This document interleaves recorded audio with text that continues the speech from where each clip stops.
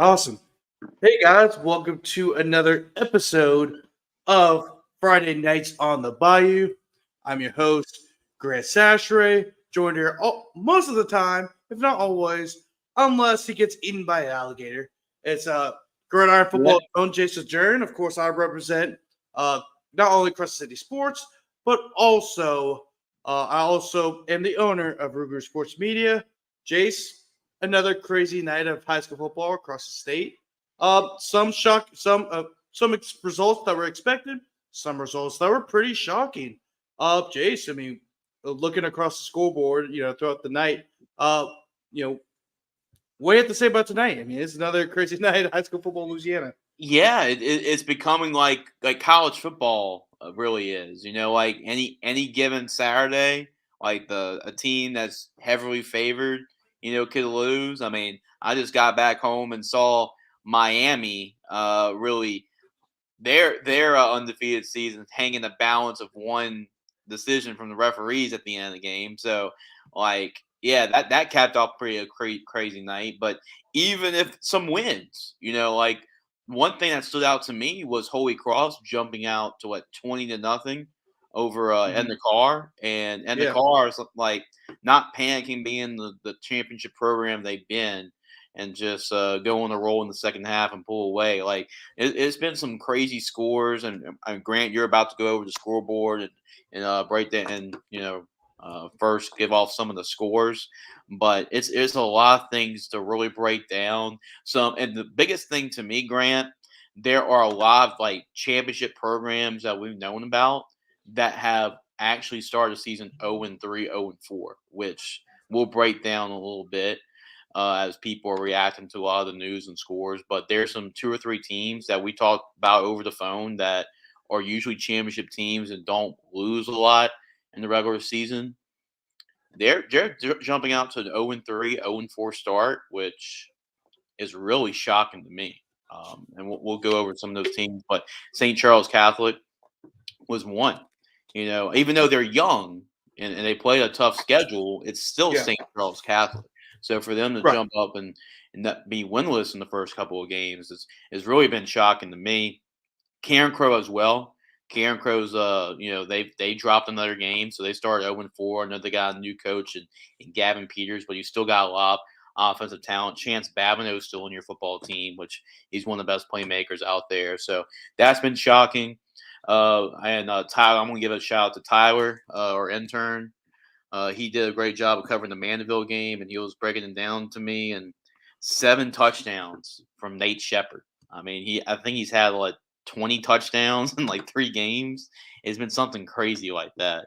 But those are just some of the instant results that I've gotten that have been really impressive and quite eye opening to say the least. But we're going to break it down, Grant. You're going to go over the scoreboard, but already there's a lot to talk about. Yeah, so I just want to, before I go over the scoreboard, I just want to let you guys know if you guys are watching on YouTube, please make sure to like the video and subscribe. It'll help the channel grow. And then also, if you're watching this on Twitter, of course, this is on my personal Twitter as well as Ruger Sports Media's Twitter.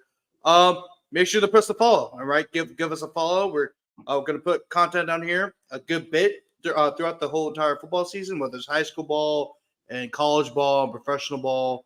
And also, this is our second ever live show Friday nights. Friday nights on the Bayou. We started doing this last week, just because it fit better with our schedules. But then also, I've told this before. Like me and Jace would call each other after every single one of our games. Like, after we're done like covering the game, whatever, and we just talk for an hour and a half. And now, Russ, why don't we just make this into a show? Yeah, pretty much. So, Pretty much. yeah. Just also shared it on our social media, Grant. So we shared it out to our social media as well, so people can follow along. All our followers as well. So Yes. it's great to get both of us. I mean, you're an intern with Gridiron Football, so it's great to have this reunion basically and just talk about Louisiana high school football every Friday night. Also, because since I work at Custody Sports, you're at Gridiron Football. I mean, it's a way to kind of, I guess you could say, quote unquote, make a partnership between the two companies. Of course, Custody Sports has done a fantastic job. Yeah. I think they've been operating since 2009. Yeah. Maybe even before that. So it's been about 15 years that they've been operating, covering high school football, not only in the New Orleans area, which is where they specialize, but also the whole entire state. And of course, Gridiron's the same way. But even Gridiron, you guys are moving more to the national scene too. Yeah. And creating opportunities for kids to to be seen. Yeah. So yeah, it's just I think just it's a way to combine two great organizations that represent the state. By the way, we got 20 eyes. I'm not sure where those eyes are coming from. Oh, here we go. So 19 are coming from my Twitter account, 2 are from Root Group Media, and then none from YouTube. But I think we'll have some viewership over there. But that's the reason why I put it on Twitter so people could watch it from Twitter. If they're scrolling, Right. You know how people are. Especially if they come home, they want to see what's going on in high school. High school athletes are trying to see let me find all my tweets. So so that's why I put it on Twitter as well, so people can watch the show. Right. But anyway, Jace, let's break down some scores. Actually, Yeah. so let me share the screen right here, and voila, here you go. Go. Okay, so I'm gonna go over some scores from Thursday. So some of these scores on Thursday, I believe the top scores are from Thursday. Yeah, they are. So I was making sure. So some of that's kind of all over the place, but Elton beat Gaydon. Is it Gaydon? Gaydon, I believe. Gaydon. Yeah. 54-0. Bazille beat Highland Baptist 41-3. Canada Discovery is still unbeaten. They beat Patrick Taylor 32-24. Lagrange beat PJ Sprunk. Yeah. Lagrange beat Bolton 42-0. Riverdale beat Carson City Christian 67-0. Acadiana beat New Iberia 62-0. New Iberia is undefeated before the game, and then Acadiana put them back into place. Ran to the wrecking ram. Yeah, exactly. Right. That's right. Opelousas Catholic. Yeah. Opelousas Catholic beat Sacred Heart 42-0. I was undefeated too. Yeah. Yep. Yeah. Hamilton Christian beat St. John 46-40. Lincoln Prep beat Jonesboro Hodge 44-8. Maryville beat Pickering 30-7. Washington Christian beat Madison 42-0. In a district game, Lake Arthur beat Oakdale 26-20. Martin Luther King Charter beat Young Audiences Charter 28-7. Catholic New Iberia with a huge win over Notre Dame 42-28. Mike Coppins actually tweeted that was probably one of the only times he's seen a Catholic New Iberia team just be more physical than a Notre Dame team. Yeah, it doesn't happen. Anything, right? And if you know anything about the program at Notre Dame and Crowley, you know that they're a very physical team. So that shows magnitudes of how well Catholic New Iberia played against Notre Dame. Thomas Jefferson beat Sarah T. Reed 34-13. Lafayette Renaissance Charter beat LB Landry 42-32.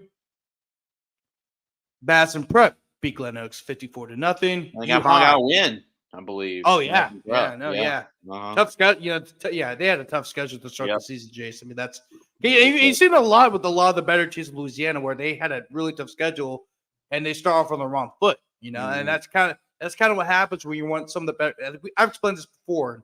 We've talked about this before.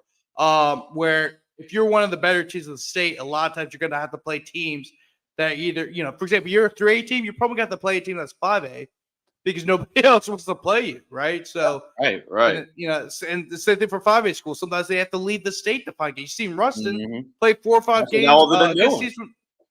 So, it's kind of one of those things. If you're a good team, you're gonna have a rough start. This Catholic, same way. Catholic last year started off the season 1-3 because they had a really tough schedule. Because nobody wanted to play, so they had to go play Warren Easton and St. Thomas More. I'm with U High. They played almost every year, but they had to go to Mississippi for the first game of the year. So that's a common theme across across Louisiana when it comes to scheduling these really tough games. But U High 57, Collegiate nothing. St. Louis Catholic 29, Washington Marion 22, Vanderbilt Catholic stays undefeated as they beat Morgan City 45-8. They'll have a big game next week. I believe they play Lutcher next week. That'll be a big game. I'll double check that. But they are undefeated. The Terriers are still undefeated. The Jewel Sumner beats Livonia 45-0. Franklin Parish is continuing the hot start to the season 4-0 after they beat Caldwell Parish 48-0. Yeah, they play Fisher next week. Yep, that's correct. Okay. All right, cool. Awesome. I was actually about to go through my list. But Fisher beat Aberson 22-0. Varnado beat Thrive Academy 30-6. St. Edmund beat North Central 47-8. Haynesville beat Plain Dealing 51-0. Montgomery beat, well, it says fourth quarter right now, so that's to be determined. But I'm going to safe to assume that Montgomery did not blow a 30-point lead to Tensas, so I believe that result's going to be final. Has not been updated yet, but we'll check in that. Catholic Point P. Jace, if you want to check in on that to see if there's any scores across Twitter for me, then when you find something, just tell the stream.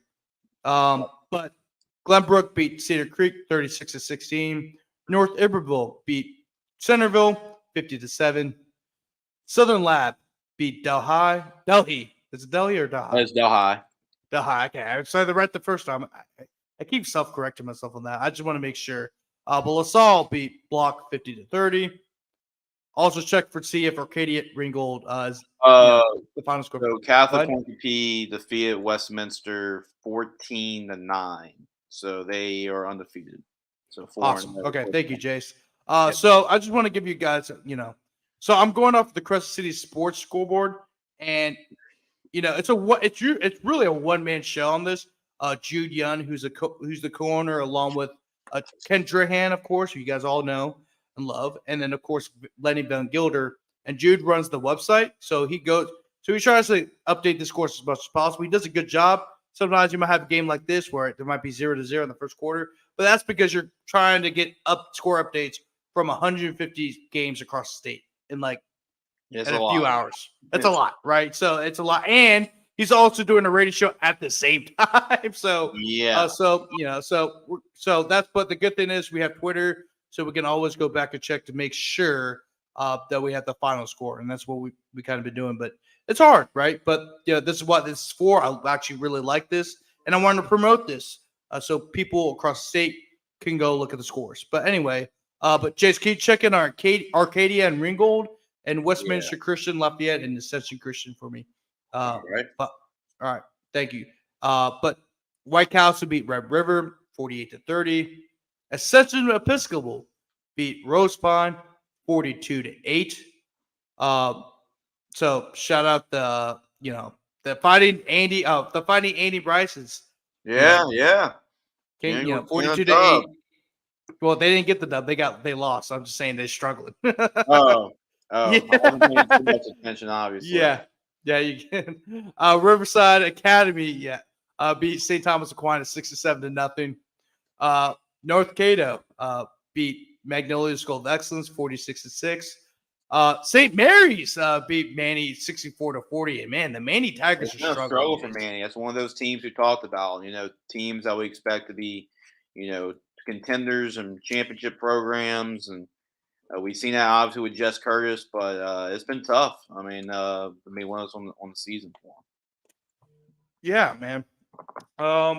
Oak Grove beat Rayville 49-0. Union Parish beat Green Oaks 28-0. West St. John beat Homer Christian 60-0. Lakeside beat Northwood Lena 55-20. Jeanneret beat Laurelville 16-15. Vinton beat Del Cambre 42-34. And I pronounce Del Cambre, right? I think it's Delcom. Jesus. Yeah. Oh man. It's Delcom? I think it's Delcom, yeah. Where are they in Lafayette? Yeah. Mm-hmm. Yep. Around I was about to say they have to be. Yeah. Yeah. I was like Tucky. That I was like when I mispronounce it wrong, I'm like, okay, this is some school in Lafayette, in Southwest Louisiana, and I had no idea. And it's gonna be it's gonna be something, but it looks like something, but it's not gonna be something. I already knew that. But shout out Jace LeJeune for giving me the right pronunciations. But Faraday 50, Delhi Charter 32, DeQuincy 56, Lakeview nothing, Dunham and such a Catholic. This is a game Yep. you were at, Jace. We'll Yep. have you break this down a little bit later. Yep. But Dunno beat such a Catholic 21-18. This is what happened last night. Last night, so it was on one of the Friday games. Oberlin beat East Bow 56-28. Episcopal, Jason, it was 43-20, correct? Yeah, 43-20. Yeah, that was the final score. Episcopal jumped up to a big lead. They were playing really good complementary football. Special teams, defense, offense. Reed Chauvin had 3 touchdowns. Nathan Sanchez had 2 touchdowns. But they went up like 36-12 at halftime. And Ryan Moore, I mean, we was actually, I don't think you would think this, but we actually, me and Taylor Sharp, who also called the games with on Varsity Sports Now, we actually gave the game, like the MVP of the game, to a player from the losing team. It's like Ryan Moore was that good. Okay. If it wasn't for him, it would have been a 43-0 blowout. But he Yeah. scored all 3 touchdowns, forced a fumble on defense, recovered a fumble on defense, threw a 40-yard pass. Like, he was that good that we had to mention him as player of the game, even though East Louisiana did lose by 23. Yes, and also I want to make sure if you're watching this, please comment. We're gonna get to your comments in just a second. We're just going to the scoreboard, so then once we finish the scoreboard, we'll get to your comments to see. There's a couple of them, and I think they're gonna get we're gonna get some more comments as the night goes on. So please always comment. Being just more than willing to answer your questions, or if you have any comments about games that happen tonight, we'll answer them. Like, we're not afraid to.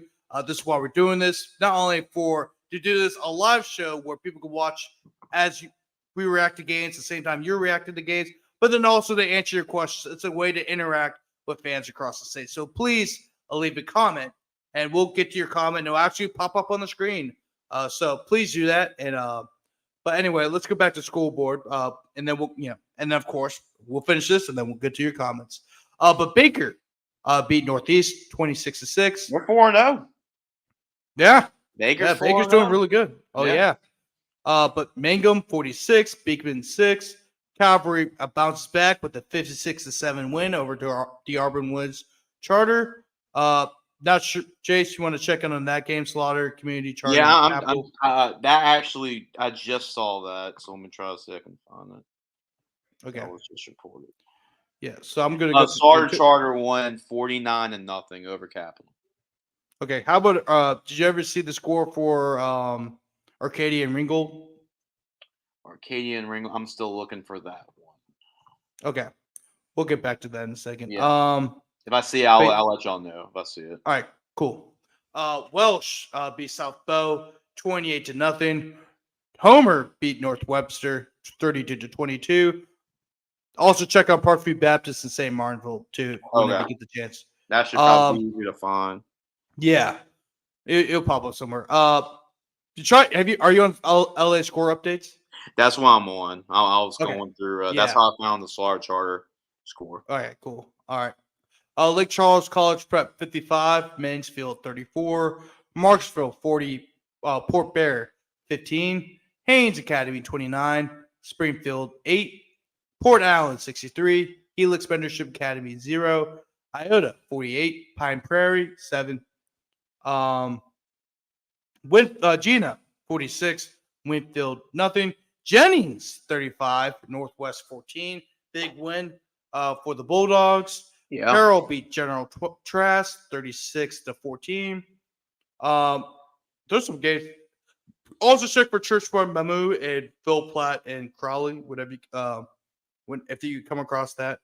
Donaldsonville 48, East Iberville 8. Vermilion Catholic beat Erath 41-34, and Erath has been one of the more improved teams across the state. Jace, I mean, they had a rough season the year before, and they've had some really good results. And even though this is a loss, I mean, that's a very good Vermilion Catholic team. Yeah. So the fact that they're able to compete with Vermilion Catholic, I mean, that's a pretty even though Erath's a bigger school than Vermilion Catholic, to even compete with Vermilion Catholic and hang on with them, it's pretty impressive in its own right. They're an elite, smaller school program that wins a lot. Jonathan Dartez fun to watch. So that's You hate to have moral victories, but that was a good moral victory for ERAF. Yes, and Amy came back to beat St. Helena 29-26.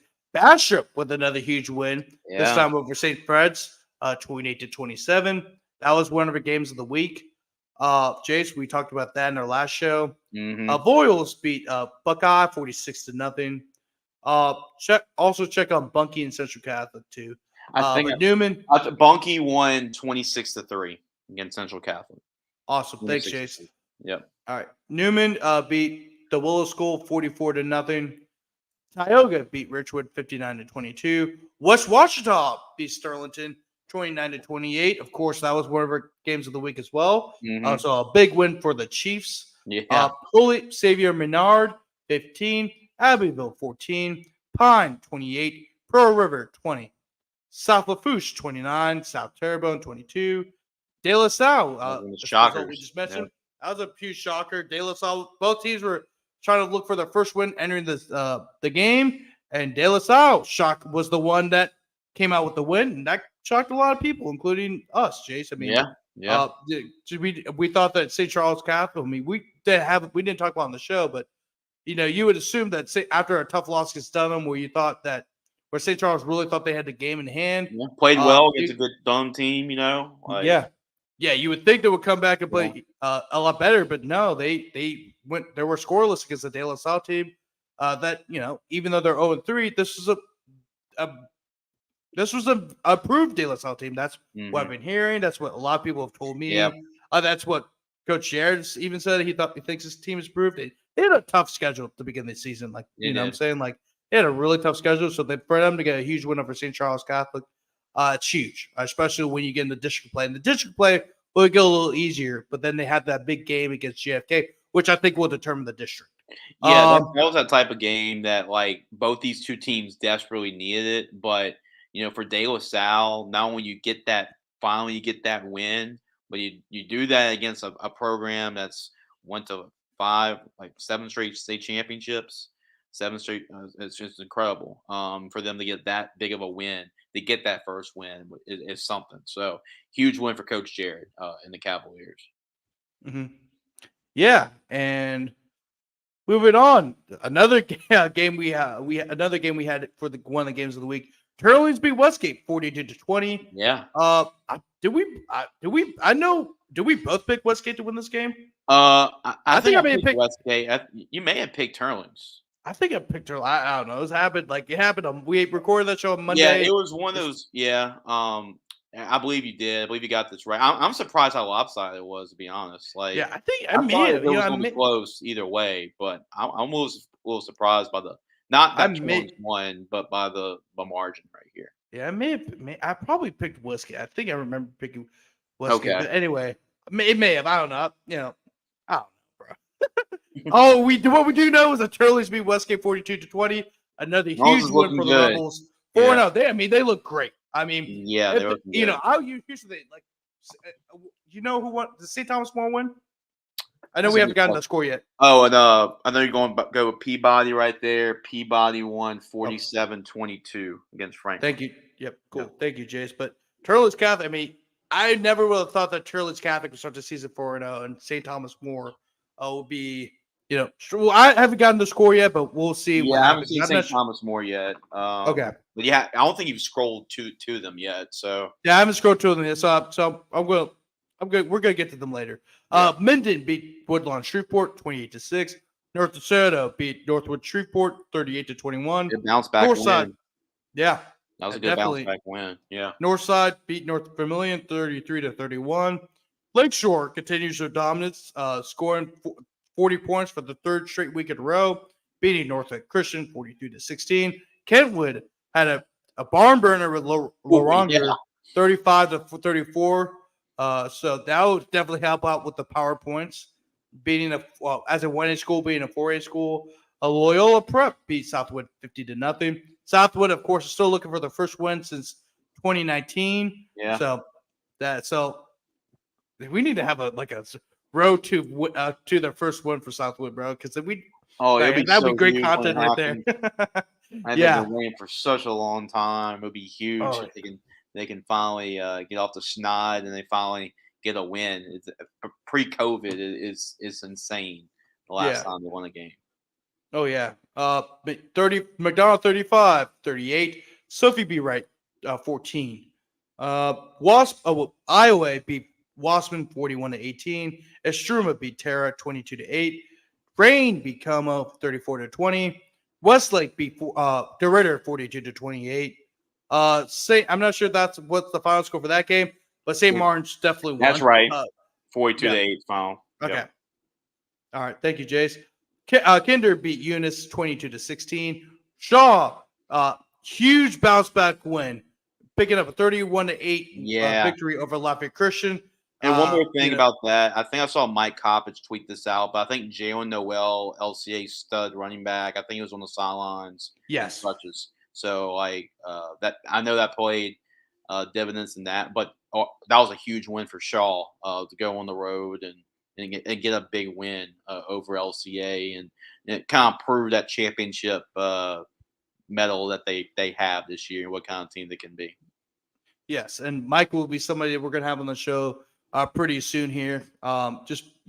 Mike, of course, has been a great friend and colleague to me and Jace. This guy has been doing that for a very long time. Of course, me and Jace are young guys joining in a very competitive business, and he's been more than willing to help us out. And he also appeared on our show last month for our Lafayette preview for the season. But Lutcher beat Assumption 48-0. Assumption's taking a huge step back. I mean, that was kind of expected given what they lost. But Lutcher, huge revenge victory over Assumption 48-0. And they will have a big game against Vanderbilt Catholic next week. Yeah, St. Michael. Keep that on. Yeah. Oh, yeah. St. Michael the Archangel, 30. Bel Air, 19. Booker T. Washington of Shreveport, 38. Bossier, 6. Kaplan, 37. Brobridge, 0. Plaquemine, 41. Bruley, 18. Woodlawn beat Westfeld, 57-37. Good win for the Panthers. Yeah. E. White beat Ellender, 60-0. Covenant Christian beat Archbishop Hannon, 45-3. St. Paul's beat JFK, 25-22. Sam Houston beat Sulphur, 46-7. St. Amand came back and beat Scotlandville. Scotlandville was up big over the Gators, but St. Amand found a way to pull out the victory. And last week they nearly did it last week too. Yeah, St. Amand's been some throwers the last. St. Amand Gators fans better get their hearts checked because they've been some throwers the last couple of weeks. Someone checking on Coach Oliver. I swear to God. Right. Yeah, but Coach Buck. Shout out Coach Oliver getting a huge win over Scotlandville after a tough loss last week because they had the game won, but JFK came up with a huge drive. They drove down the field because they had a 95-yard pass to set up for the game-winning field goal. So it was a crazy ending. It was for sure. It was like 13 when they did it. Yes. So, exactly. So they right now St. Amand could should be 2-1 right now if you really think about the last two games. But Mandeville beat Slidell 56-14. Nate Shepard had 7 touchdowns. 7 touchdowns for Nate Shepard tonight. Early Gridiron Football Player of the Week nominee for sure. I can guarantee to pencil him in this week. Yep. Parkway 40, Natchitoches Central 12. Neville. There you go. Final score 30. Because I remember they were losing to somebody. Neville 30. St. Thomas More 7. And like I said earlier, I would have never believed if somebody told me that St. Thomas More would be 1-3 and Turlings Catholic would be 4-0 right now. I would have thought you were crazy. Just given what Turlings Catholic lost. I mean, St. Thomas More lost some players too, but Turlings Catholic lost some key players from last year's team. Yet I think they're even better than they were last year. Yeah, and the thing is, they scored 7 points this week, 7 points last week, and it was a defensive touchdown. St. Thomas More's offense has been struggling to start the season, which was not something that a lot of people thought would happen to start the season. I mean, they've scored the most points they've scored this year was 21, and that was a 1-point win over Karen Crow. Mm-hmm. Yeah, I mean, they've really just struggling in offense. I mean, here I'll say this: they played Catholic, Karen Crow, Acadian, tough schedule. Yeah, Neville. Those are all 4 teams have been known for playing really good defense. Mm-hmm. Yeah. Like Acadiana, of course, you know about Acadiana. Neville has had a great Yeah. defense last 4 years, and of course, their defense coordinator is now the head coach. So they're going to be a team that's built around the defense. Their offense has been really good this season, but the defense is basically their bread and butter. Mm-hmm. And of course, what Catholic is arguably one of the better really just secondaries in the state. Sure. I mean, Yeah. St. Thomas More wants to throw the ball, but it's hard to do that against a secondary that's led by the Bradford brothers and really just a lot of experienced DBs in the defensive backfield. So, so they're going to end up getting out of this sluggish start offensively because I mean they just got too much talent. I mean their quarterback Cole Bergeron is just too good. The coaching staff's too good. Like they're going to get out of the rut, and a lot of, like you said, you made a good point, Grant. A lot of it's the teams they played, those 3 defenses, and then also the Karen Crow game is the first game of the season, so you're supposed to have kind of those early game, first game jitters, especially you're trying to knock the rust off offensively. So it makes sense, and they're going to figure it out. I mean, I totally trust this coaching staff and the talent they got on that side of the ball. They're just young, and they're just trying to figure it out on the fly against some really good competition. Yeah. And Leesville, 41, Pineville, 13, St. James, 35, Ponchatoula, 13. Hanville, they pick up the huge win over Terrebonne and a bounce-back win after losing last week to Edie White. And Terrebonne was undefeated going this game, so a huge win for the Hanville Tigers. And to get what's the word I'm looking for? They go in the right direction after such a tough season last year. Greg Boyne has done a great job. I've been really impressed with the job he's done early on, Jason. I'm gonna let you go because I need to go to the bathroom. This is a live show. We can't pause the show. So you're an Episcopal announcer. You know the drill. Stall for like 5 minutes. All right, Grant, I got you. So yeah, guys, we come in with some scores right here. Appreciate everybody that's tuning in on the stream. And while I got a chance to talk, because of Grant, so make sure, guys, to go to our website too. We got a lot of high school football coverage. Make sure to go to our website. It's gridironfootballusa.com. We got a lot of really good stuff, guys. We have our player of the weeks. And by the way, we're going to open that up probably like Monday.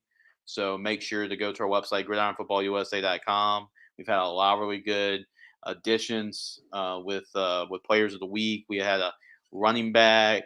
We've had a defensive back, actually from St. Thomas More, Brian Broussard. He won our player of the week in week 1. And then we had Iowa athlete Jonathan Walker won our player of the week too. So we're going to actually open that up next week. Got a lot of high school coverage. We've covered some pretty good games. We're on Gridiron Football's channel as well. So just make sure to check us out, gridironfootballusa.com. So was able to get a plug, Grant, while you're going. So plug Gridiron Football while we're getting all these scores in. But yeah, I was about to say, Grant, is that like the first big win for like the Greg Boyne era? Like, I mean, as far as like the big, like a big undefeated win and like the start up. It should be about right because I know they had a big time. Now in their scrimmage, they had a big time result. They were able to beat a pretty good St. James team in the scrimmage. I actually went to the scrimmage, but I think so. Let me double check that. Because they beat somebody early in the year, but I don't think it was as big as this one. I'll look it up. Well, that is the biggest one. Because they beat Booker T. Washington to start the year, and then their game against McMahon got canceled. Then last week they lost. Marquee win for sure. This was the first big marquee win for them. So that's awesome. And I knew when they hired Coach Boyne, I knew that like they're going to get that program back to where it was, what we saw in the 2000s, and even more recently, what Coach Salt Formaggio did with Puka Williams. They had that run, so they're going to make sure to get it back on track. I mean, there's just too much talent in that area, that Butte area, right? So, I mean, there's too much talent over there. So he's going to get it right. He's going to get pointed in the right direction, and that's a huge win. Exactly. Huntington beat 56 and Huntington 56, Houghton 27. Also going back to Hanville because he came up in mind. But yeah, Jace, like I knew like once he got hired, he was going to bring the physicality back. That Yeah. Hanville desperately. I think Hanville lost his way under Daniel Luquette, and that criticizes Daniel Luquette in any sense of fashion. But when you lose against Newman badly, back-to-back years, that's when you know you need to make a change, right? You know, and especially we give him the Hanville is in the river parishes. The river parishes are known for tough, blue-collar, physical football, and you can't get out physicaled by. And honestly, Newman's a very physical team. Yep. They're they're a great program. There's no slight to Newman. I mean, and this is really the most physical Newman's been in a while, right? Because you got a bunch of big linemen, but the whole thing about Newman, you know, the stereotype about Newman is they're a bunch of rich, preppy, you know, dudes from New Orleans, right? Uptown New Orleans. That's just any part of New Orleans, like uptown New Orleans, like nice uptown New Orleans. So that's so a lot of people in Hanville are like, oh, we can't be losing against these boys. So that's why they had to make the change. And, you know, it's paid off. And I'll say this, though, like November 1st is definitely circled. If Hanville keeps winning like this, November 1st is definitely circled. Everyone's calendars in the river parishes.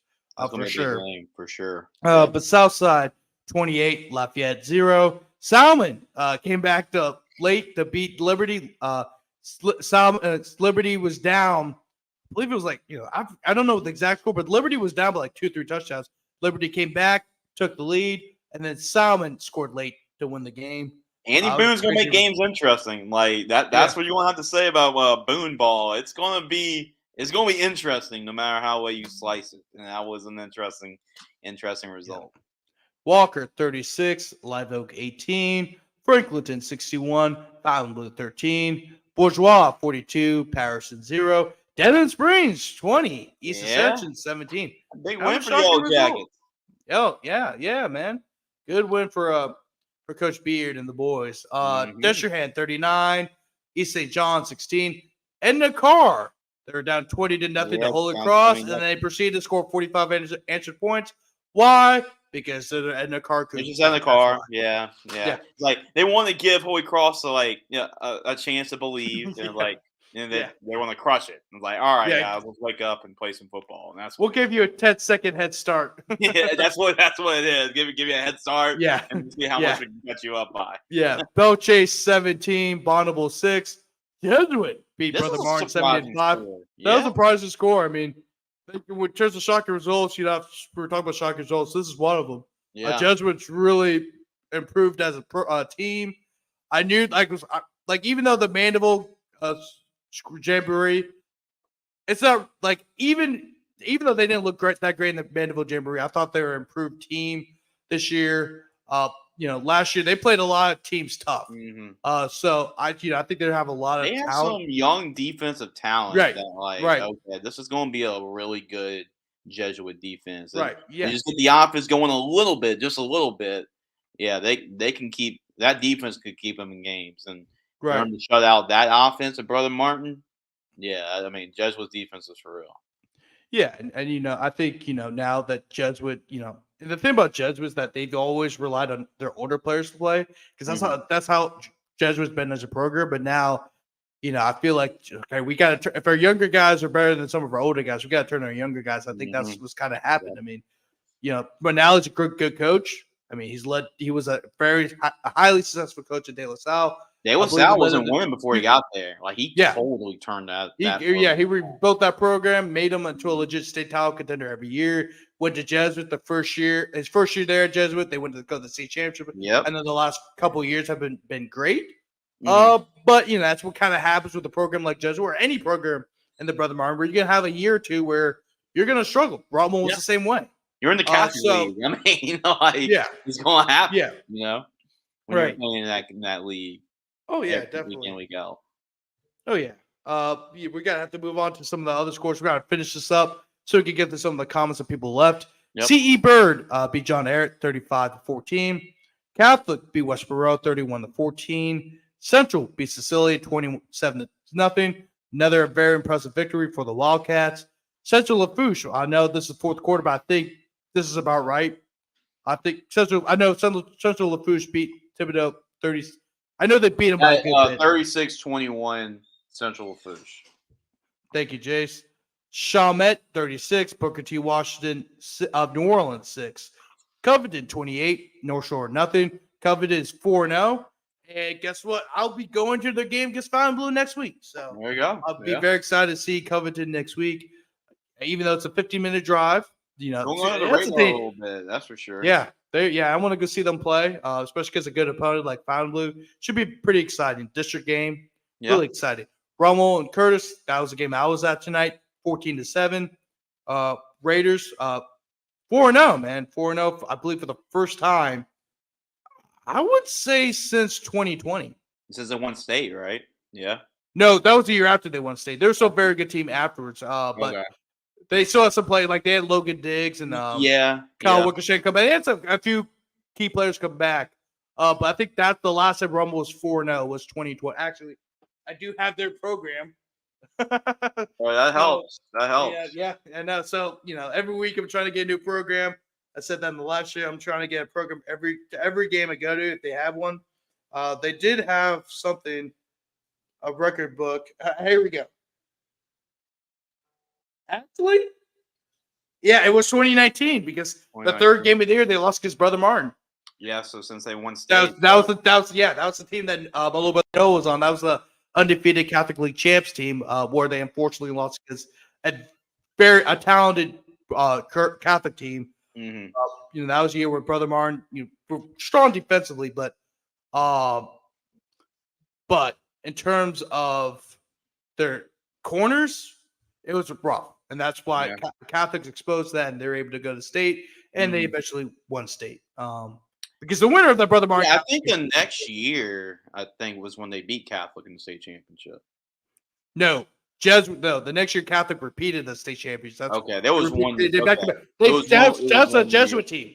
That was a Jesuit team. Okay. That went to state, but Jesuit lost. It was one year. It was like Donovan Kaufman, Logan Diggs, Wicker. That was 20. No, that was you're talking about Rummel. That was 2019. Yeah, that's what I was talking about. Yeah. Yeah. Okay, yeah. I got you. I get what you're saying.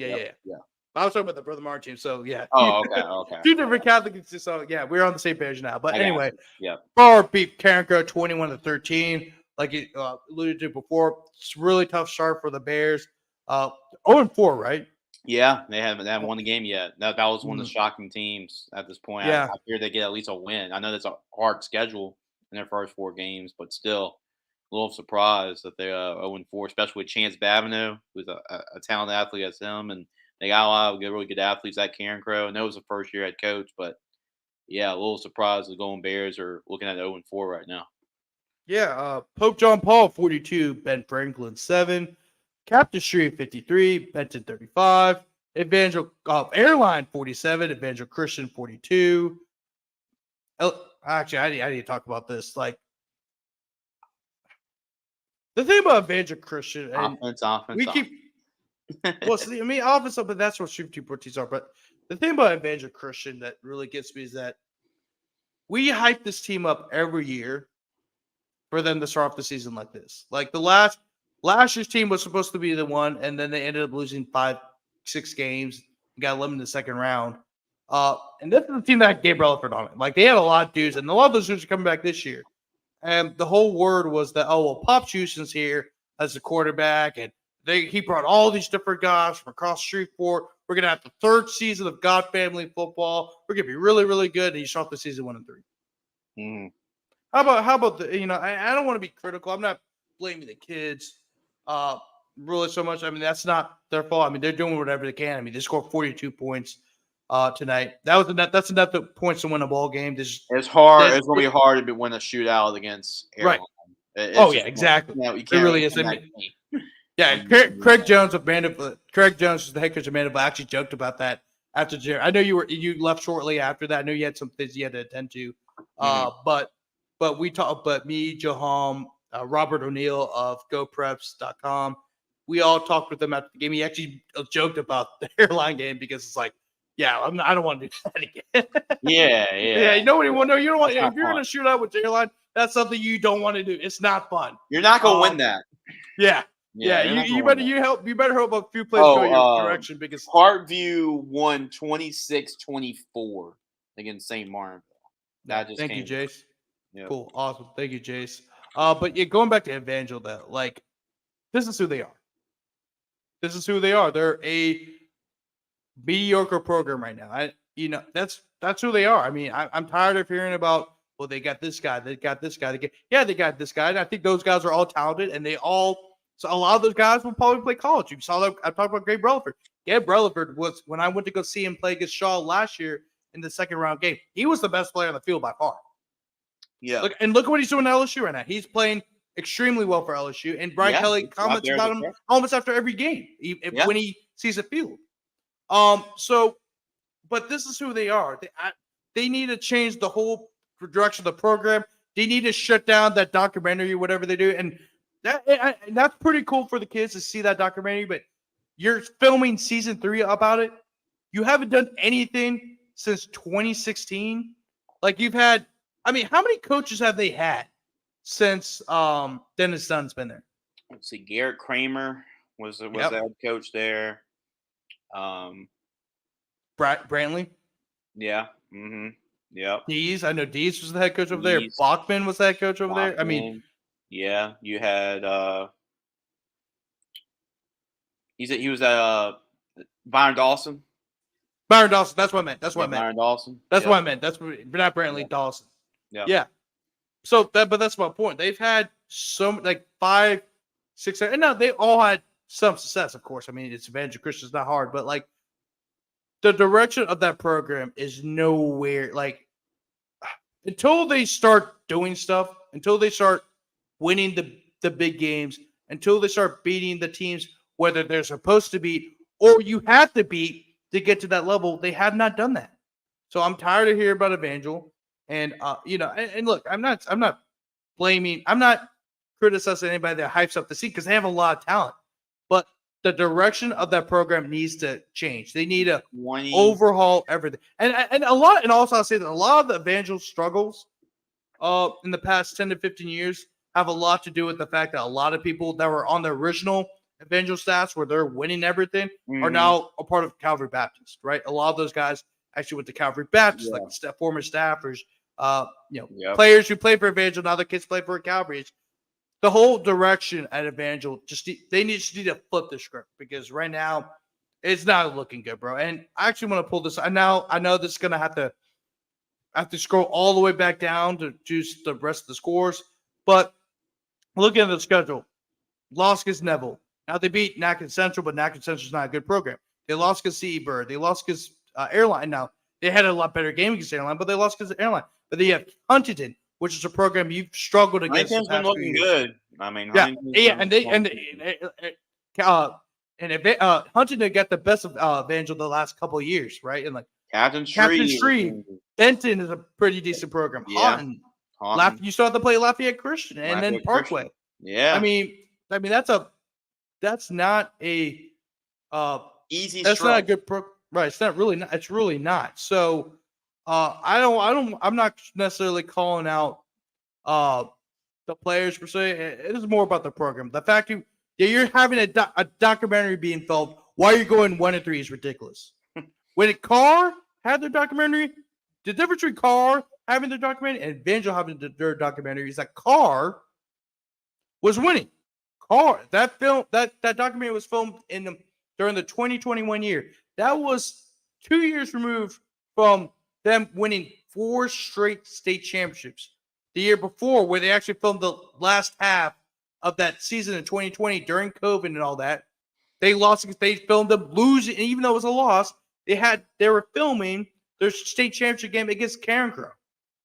Well, I guess that's part of the script for season 3, Grant. Slow start, then they're gonna rebound again. So like it's part of the script. Yeah, and then you have the whole fiasco with all the coaches being mad at the film group because they don't want their games filmed by a documentary. Now they don't care if the news media does it because of the news media, but the fact that it's all this ridiculous, like, oh hey, let's document these games where it makes Evangel only look good, and they're losing, right? What I'm saying? Like Evangel needs to flip the script. They need to go back to the basics and I'm not.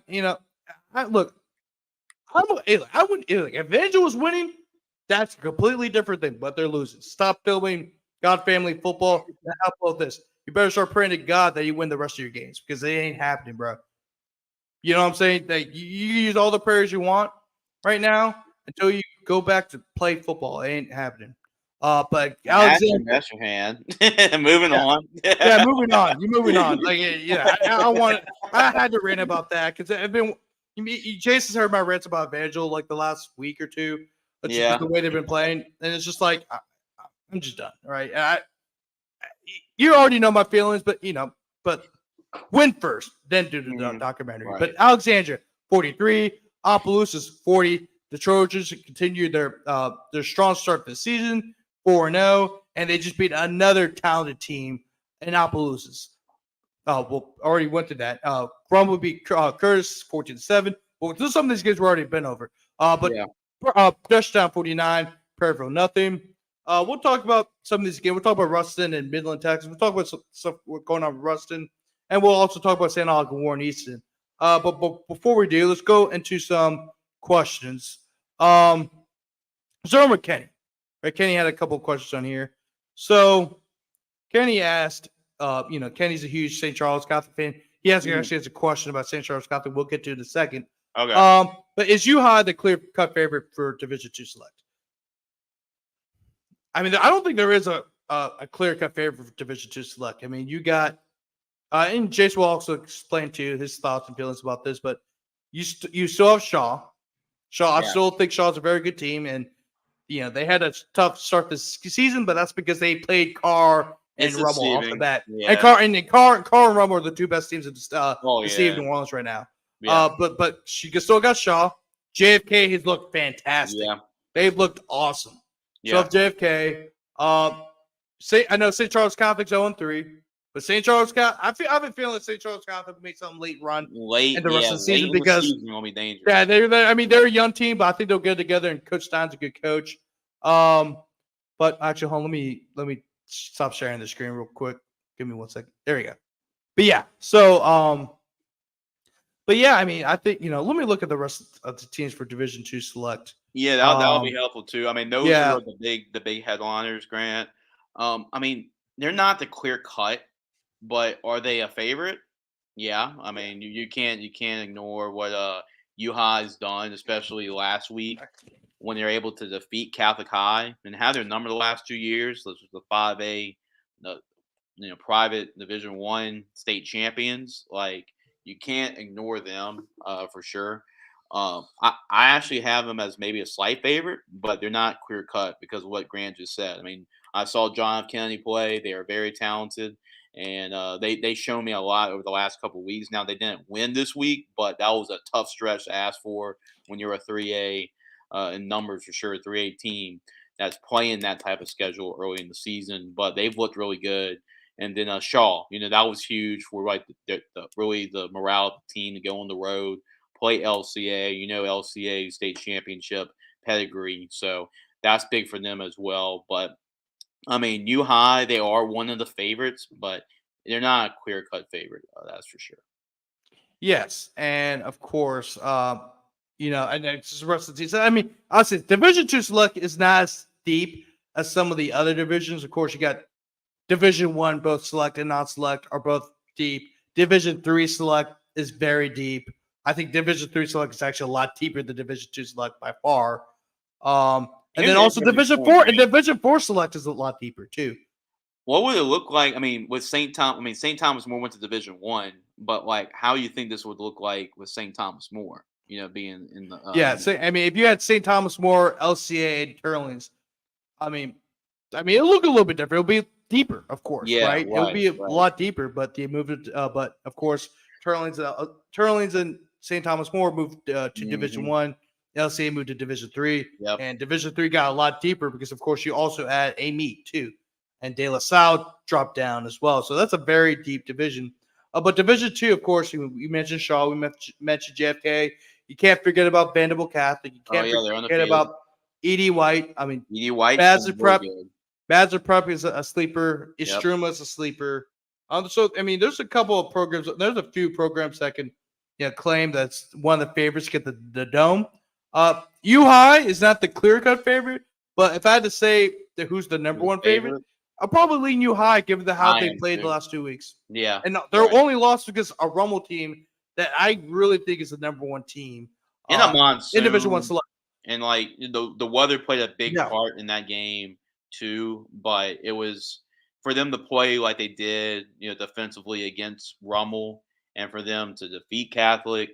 Right now, they've shown the last 2 weeks that like we're U high. I mean, all the early season worries, like we're back to normal, and we're going to be right there for a state championship, and also they're hungry. Like you fall in the semifinals the last 2 years, and you fall just short of your goal, and you have a bunch of senior leaders like Emil Pecorella and Keelan Moses on both sides of football as leaders. Yeah, this group they're all in. It's state championship or bust. Yes. Ant Court, better known as Anthony Cortello, family friend, but he's a huge Rummel guy, and but he asked this question: is Catholic that good, or West Monroe is not as good as advertised? Catholic is very good, and West Monroe is just going against a team that's really, really good too. West Monroe, I mean, of course, it's not the same West Monroe that's from the 90s and the 2000s.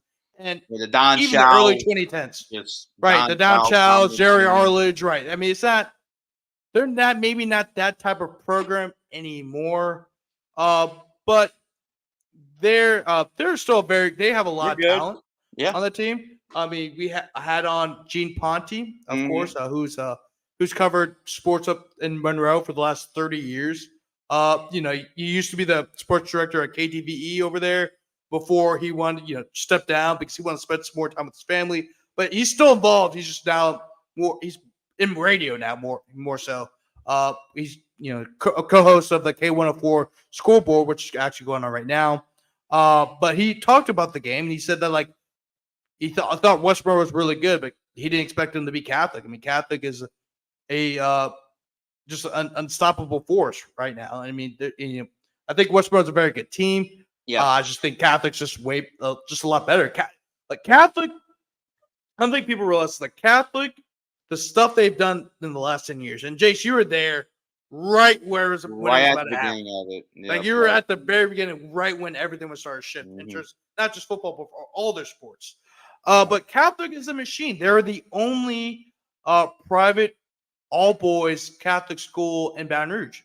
New Orleans has 6 or 7 of them in the New Orleans area because you got, of course, the Catholic League schools, the Catholic League schools, of course, and then St. Paul's. I mean, that's we're talking about 4, 5, 6, and then Shaw too, right? So that's 6 all-boys Catholic all-boys schools in New Orleans.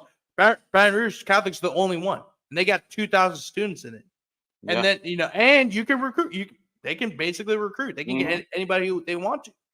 Yeah. And it's easy to recruit there because they've won 3 out of the last 4 state championships and have won 4 total because you got you had the one back in 2015. Yeah, 2005, so it's 5 because 2015. Yeah, 2015, 2017. 2017. Yeah, you've won one 2020, with Dale. 2020. Yeah, so 5. One with Dale, 2 with Fertitta, and then you won one with Semino, and then 1 with Fuller. Yeah. So I mean, it's West Monroe is as good as advertised. I mean, they just went up against. It also depends on who you ask, for Fertitta as well. You know what I'm talking about, but but still, 5, I think 4, 5, 6. Depending who you ask, because I'm not going to go into it. Yeah, but anyway, for another show. Wait, are you talking about the probation stuff, or are you talking about? Yeah. Okay, I mean, I'd say 5 on the field, 4. Let's just say 5 on the field. Yeah, we'll just keep it. Yeah, I mean, I'd say 5. It's 5 on the field, but 4 for the LSA. Yeah, LSA. It's like John Curtis, right? They have 27 or 28 state championships. I mean, it's kind of it's the same thing there. But another comment from Kenny. This happened earlier in the show.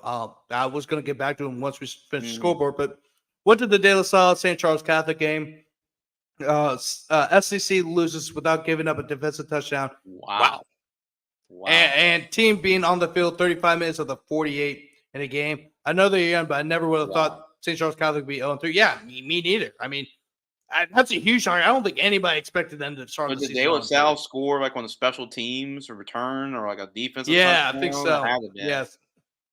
I mean, yeah, Wow. but I think right now, also St. Charles Catholic's dealing with some injuries too. Of course, Skylar Edwards, I believe, from what I heard, is out for the year, or at least is out for a very long time. They lost a couple other players from the defensive side of the ball. I mean, not only they're young, but they're dealing with the injuries. They're kind of like what Rummel had to deal with the last 2 years, where Rummel was a very young team, but because they're very young, they're inconsistent, and then also add on the injuries, that just leads to more inconsistency, and that's what happened to Rummel. This is the first time where Rummel is healthy. Look what they did at the end Just, of last year when they got healthy right. and they got got confidence. But even then they're so injured. Even then they're so injured. They got together at the end of the year and they're able to win a lot of games. Yep. But those guys who are young the last couple of years are now juniors and seniors. And then you also saw some underclassmen that are heavily contributing to the success too. The RB2 for Rummel, look, Corian Hawkins. Yeah, Corian Hawkins, yeah. I mean, Quran. It's Quran. It's Quran. Yeah. Quran. It looks like we said earlier about the names that don't look like they seem. It's that. Yep. But Quran Hawkins is a sophomore. They have another. He can start anywhere else, but he's got Norman Taylor right ahead of him. Oh yeah. Else. I mean, let me pull this up. So Rummel, so I wrote it down. I'll actually put him in this. Here you go. So Corian Hawkins is a sophomore. One of their like slot players, sophomore. Talk about Mark Shesby, who's a flex guy. Jalen Ash, sophomore. Raymond Hughes is one of their starting offensive linemen. He's a freshman. Mm-hmm. But then on the defense, you have Terry Harper's a sophomore. Kane Bowen is a sophomore who contribute heavily on the defensive line. Kinsley Barconi, he's a starter linebacker. He's a freshman. He had a big game tonight too. Mm-hmm. Mitch Harris is one of the corners. He's a sophomore. Gavin Cooper is one of the safeties. He's a sophomore. So there's a lot of guys on this Rome team that are coming back next year. So there's not going to be any drop off because not only are all the juniors and seniors now more experienced, but you also have guys who are underclassmen contributing to Rome's success as well. So Rome's going to be a scary team the next 2 years. Oh yeah. But they have a big game against Brother Martin. Brother Martin could win that game just based off how much crack has been consumed for this high school football season. So and the thing is, Grant, when you're talking about that, it's like college, right? You're betting on 20-year-old kids. Here is that on steroids because you're betting on 16, 17-year-old kids, right? So they can like look what happened with Catholic and U High, for example. Like Catholic was really rolling. They got a lot of big wins to start the season. They were feeling really good about what they were at. And then U High, that they were 1-1 and weren't feeling that great because they only scored 10 points in 2 games. And look what happened in that game. So you just never know, especially when you got rivalry games in the mix. You got teams that don't like each other. So you can't go off of what happened the last couple of weeks and say, oh, that's what's going to happen next game, especially when you're betting on this level. Yeah, speaking of the Catholic League, Anthony Cortello again. What's your take on the Catholic League after their first week in league play? I mean, that's the thing. Like, I'm still going to say Carr is going to win the league. Rummel's my takeaway from it, Grant. Right. I mean, I think the Catholic League will be determined in week 10 when Rummel and Carr play each other for a Catholic League title. That'll be a very interesting game. Like, I think Carr.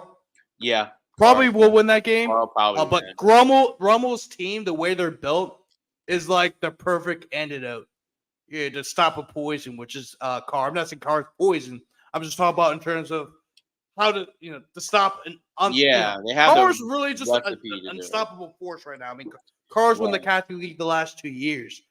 So to stop something from taking over, Rummel, I think, is that the antidote, right? And I mean, look, Carr, I love Carr. I mean, Carr as a program has been the perfect representative of the New Orleans area the past 10 years. I mean, given the amount of success, and then also just the they're just a nationally known brand, right? I mean, Coach Rummel is a very successful brand, but like Carr, everyone knows about Carr, right? And not only because of the national recruits and also just like every time there's a game on ESPN that's being played at New Orleans, there's high school football, it's usually Carr. But then also they had a documentary. They've had the documentary. They've had the entrance, the Rock, whatever they call it, which is one of the more famous high school entrances. I still say that is the coolest entrance in Louisiana high school football. Right, the Rock. That is awesome. That never gets old. I love seeing it every time. Right, they do it. So no, I'm not saying cars are poison. I'm not saying they're the worst that ever happened to Catholic. My point is saying is like, they're like Rummel is the perfect team to stop just because the way they play. They can be just as physical as Carr. They have the recipe. They have a great coaching staff just like Carr, and they play the game kind of slow. They like to slow the game down a bit. They can score, but they prefer to slow the game down. They can run the ball. They can rush for over 300 yards with ease, right? And they have a good quarterback Now the key will be how will they do up front, because Carr's defensive line is really good. Corey Adams, Richard Anderson. And when we mean really good, I mean it's probably an understatement, right? So, but yeah, I think right now, I think the top two teams, of course, are Carr and Rummel. And then the rest, I had no idea because that's Brother Marm. Go ahead. Oh, I was just going to say, Grant, like that's what going into the season. That's what we asked Ken about this, right? Like, okay, we know Carr's the favorite. Who's that second team? And it was a toss-up between a lot of teams. I think my biggest takeaway is Rummel emerging as that second team right now. And really the team, like you said, Grant, that has the best chance of overtaking right now, as we sit week 4 of the season, overtaking and the Carr for that Catholic League title. Yeah, no doubt. I mean, the rest of the teams, I have no idea because Brother Martin's looking really good, but they lost because Jesuits, I know, it's really approved. And so I don't know how they're going to finish. Holy Cross, they might be the worst. Like, that's a team I didn't expect to be right now to be the worst team in the Catholic League, but that's what happens when St. Aug, team like Warney's joining the league. Well, we should know them tomorrow. Should be a good. We'll know tomorrow, and we'll break that game in a second. Break down that game in a second. So East, we don't know. We have no idea how East is going to be. Yeah. Just because I know Terrell Sertain, I think, is dealing with some eligibility issues. So it'll be very interesting to see how that goes. But they have one of the better offensive lines tomorrow for that. Maybe that third team right now that can. Yeah, I mean, the rest of the Catholic League is really up in the air, right? Because Jesuit, Brother Martin, Warren Easton, and St. Aug are kind of on even playing field. So we'll find out more about who's who tomorrow when it comes to Warren Easton. But then also next week as well. I mean, next week, of course, you have Carr and St. Aug. You have Brother Martin Jesuit. You have you go back to the list because I just had it. So yeah, week 5. So you have Rummel at Brother Martin. You have a Holy Cross at Jesuit. You have Carr at St. Aug, and then believe John Curtis. They play somebody, but anyway, it's the rest of the Catholic League's kind of up in that deal. Let's start with this one. Devin Sapp. No, we are not accepting calls, but we are accepting comments. Yeah, we're accepting comments, Devin. And then, but you did release some comments, so we'll go off that. Thibodeau, High may not win a district game. It doesn't look like that's a tough district they play in. Yeah, they got drilled by Central Lafourche, so he might be right about that. Yeah. I mean, it's gonna be tough because you gotta play the Destrehands, you gotta play the Hanvilles. I mean, East St. John hasn't gone off to a great start. Nope. Airbone's gonna be tough. Now this is a very interesting top 5 here, huh? Rustin, Neville, Carr, Rummel, and Cat. Let's see. Yeah, I think that's just about. I think that's just about right. That's about right. That's about right. You got to think about the tiebreaker right now between Rummel and Catholic. Rummel beat U High. U High beat Catholic. So I guess that's also kind of tiebreaker there with 4 and 5. But I agree. I mean, I would switch right now. Carr. I still think Carr's 2. I would probably switch Carr and Neville, but I mean, it's the same thing. Like if Yeah. you put Neville at 2, I mean, it's about the same thing. 2 and 3 for sure. I get just whatever order. What do you Yeah. think, man? What That's my biggest question. Who you I have think it's number 2 right now? Do you put Neville I number 2? Or you put Carr number 2? I'll put Neville. Based on yeah, I think I'll put Carr number 2. I'll put Carr number 2, Yeah, Neville at number 3. that's a I don't think that's a there's good conversation to have. I don't think there's a wrong order, right? I think this is Yeah, just about right. I think it's a valid list. yeah. Rustin, These are your top five for sure. I think Rustin is the best team in the state right now. And if they're in select, I will put them as a select division 1 chance right now, just because I'll say they're like the Rummel of the North. If you want to describe Rummel and how they play, that's Rustin in a nutshell, but even better. Like even better. And an honorable mention, Acadiana right now. Yes, At yes, number 6. Like yes. that would be like my next team after those 5 right now. Yep. If you're talking about.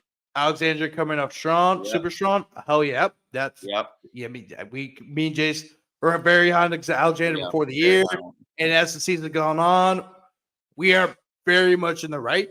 Thank God. Yeah. We look smart every once in a while. Yeah, we're usually pretty dumb. Yeah, St. James yeah. comes back in Major League second half versus Ponchatoula. Yeah, and also Ponchatoula's not a very good team, man. They're not a very good team. I honestly kind of expected that when Tyranny left. That's kind of the Tyranny effect. Once Tyranny will touch a program, make them very good, but once he leaves, it's a huge drop off. Isn't that like 3 head coaching changes in like 3 years? Yeah. Yeah. Because after Tyranny left, well, he retired first. Remember he retired, then he took the shot job. But then Trey Willie took over, and then he resigned after 2 years. So, but yeah, 3 head coaching changes. Now looking good over there at Ponchi, and I believe they had not. I think 2 weeks ago they got drilled by Walker. So, tough start for the Green Wave. Tail 2 has Kohler Cross and Carr. Yep, 45 unanswered points. And then, what before you go to the next comment, Grant, what I'm most impressed by Bryce Brown and Anna Carr, I saw this in the Superdome a couple years ago against Easton. Like the Easton jumped up to a big, I think like 14-20 nothing lead. And I looked over the sidelines of Anna Carr, and their emotions did not change. Like that's why I'm most like they're never up, they're never down. It's just like, okay.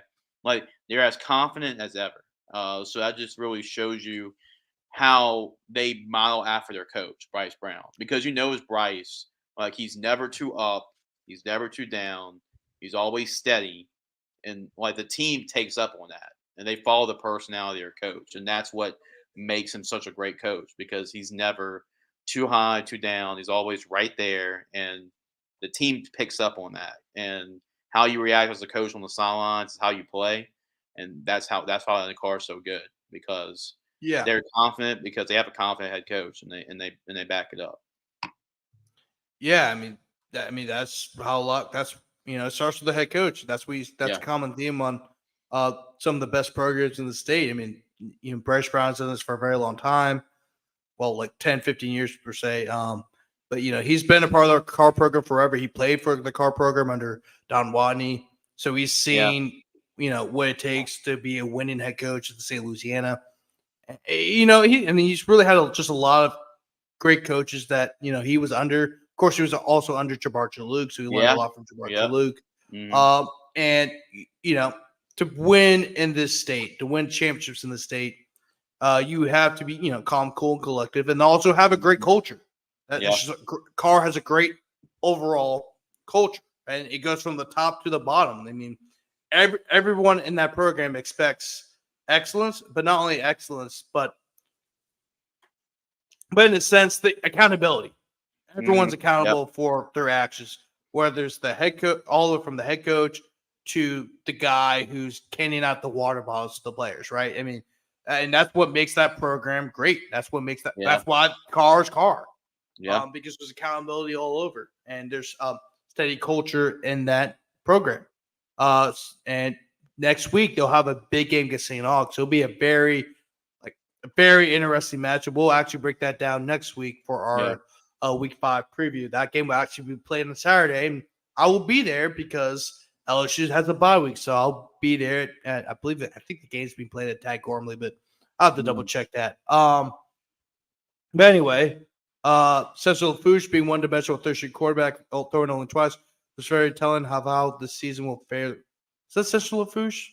Yeah, Central Lafourche. Yep, that's what he's talking about.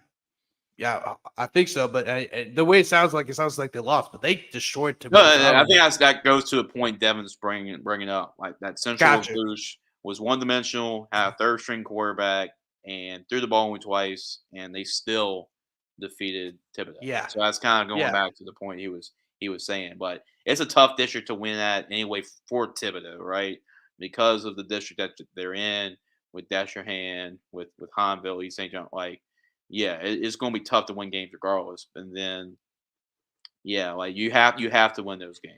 I mean, there's no doubt about it because Terrebonne is really good too. What Tyler Lewis is doing with that program is he's done a phenomenal job. So it's a tough district to win. Statement win by Shaw against LCA tonight. Definitely. I mean, definitely agree with that. That's a huge bounce back win, but not only that, you had to do that on the road. It's not like you were traveling to, let's say, Covington to play the line, play St. Paul's. I mean, you traveled 2 hours away to Lafayette at Lafayette Christian. Yeah, against a very talented Lafayette Christian team at that, who nearly beat Rummel. Nearly beat Rummel. Yeah, that's one of the most impressive losses we've seen this year to this point. Yeah. I mean, huge bounce back win for the Eagles. So if you don't win that game, it's gonna be rough. It's gonna be a rough slate the rest of the way for. Yeah, Shaw needed it more. They needed that win, and I think once again, me and Jace are still very high on Shaw. I know they dropped out my Magnificent 11 rankings, but that's because a lot of teams have been really impressive as well. So they had to get dropped out, but they'll eventually be back on. They'll probably be back in this week for you, Grant. It may not be this week, but definitely in a week or two. I mean, they'll definitely be back in it. It's Shaw. I'm really high on Shaw. I think, like as you mentioned, Shaw is still one of our favorites to get to the Dome in Division II Select, and to pick up a huge victory over LCA. That's how you get back on track. I mean, it's simple as that. Yep. St. Charles Catholic definitely not full shape. Yes. As I mentioned earlier, they're not only they're young, but they're also dealing with some injuries, including to their starting running back Skylar Edwards, who I believe is out for the whole year. But if not for the whole year, for a long period of time. Mm-hmm. Right. Two teams that are winless. Two teams with still a lot to play for. Karen Crow and St. Charles Catholic. That's definitely my two biggest takeaways at the beginning of the show too. Was them St. Paul's beat JFK. Yeah. Yep. I mean, St. Paul's very impressive win for St. Paul's. I kind of expected it because St. Paul's a 5A team. And then JFK, the thing about JFK is that they're a 3A school, and before St. Paul's, the last 3 opponents were 5A opponents. So by the time they got to their 4th 5A opponent, they're just tired and worn out. And St. Paul's a very good team, by the way. St. Paul's is definitely a sleeper in Division I Select. So the fact that, even though they didn't get the win, JFK is not a team to play around with. This is a very good JFK team. St. Paul's will actually play against U High next week, next Friday. So that'll be a very interesting game to follow. I'm going to that one, Grant. See St. Paul's and I'm definitely going to see I'm trying to go see St. Paul's in Mandeville, and then I know I'm going to see St. Paul's eventually during the season. Yeah, because I know that's going to determine district basically. That's going to determine district. Sure. Yeah, rough year for Assumption, 48-0, a loss to Letcher. So, Assumption, of course, they lost a lot of players. Reese Turner, who's now Nichols, and then of course Chase Jacobs, who actually is balling out at Millsaps, if I remember correctly. So he's, big stuff for him. He's doing a lot of big stuff for Millsaps, a Division III program in Mississippi. So those two guys were your bell cows last year, and they're a big reason why Assumption had to run they did last year. However, you lose those guys along with some other key players, you're gonna have a little bit of a drop off. I mean, they still have some good players, right? I mean, they still have a lot of good players. It's just that they don't. You replace Reese Turner and Chase Jacobs. That's a very hard. Yeah, your two leading rushers from last year. I mean, that's gonna be very hard to replace. So yeah, tough sledding for the Assumption Mustangs. Oh, and Devin, yeah, keep up with the comments, man. We'll Devin's really picking it up. I like. I know, I just said the more comments, the better. Well, like once again, guys, if you have a question, don't be afraid to ask. If you have a comment, don't be afraid to comment. Like we're gonna look at all your comments, and we're not gonna call you stupid or anything. So even if it's a stupid question, we'll answer. Everyone here is trying to learn, right? So don't be afraid to comment. Turlings. I mean, Turlings, in my opinion, Turlings has been one of the more impressive teams in the state so far. I mean, 4-0 over 4 really good. I mean, Notre Dame. They beat the living crap out of Sam Houston, who I think is a really good team. Yeah, they beat Leesboro this year. Another big time another big time win over Westgate by double digits, and they beat Opelousas too. And so I mean, four really good wins. Turlings right now is actually, if you look at the power race, they're the number 1 team in Division I Select over Rummel. It's hard because of the schedule they played, and also and what helps them out too is that they're still a 4A school. So if they beat a team from 5A, that helps them out in their power ratings. Yeah. So I mean, what really, Hey, Chachere is doing a hell of a job. Yes, especially given some of the players that they lost. But Chase Jacobs, going back to Chase Jacobs for a second, 71 yards and 2 touchdowns. And guess who's balling out for the Millsaps? Cole Kennedy. Cole Kennedy now. Yeah. He's a starting quarterback over there. So good for him, man. Good for him. Somebody else pretty high on the Holy Cross. So yeah, it just shows you how good that how much Holy Cross is missing a lot of their players. They're missing a lot of those guys with Cole and Kobe Young and Cross Johnson. Like I bet they wish they had them all back this year for sure. Yeah, but Jace, I know you went to the Chachere Catholic Dunham game. You want to go over that briefly? Yeah, I mean, a lot of media was there for obvious reasons. I mean, when you have Elijah Haven, number 1 quarterback in the country who just got off from LSU, by the way. Just saw that. Yeah, right before I came on your show, Grant, I saw that.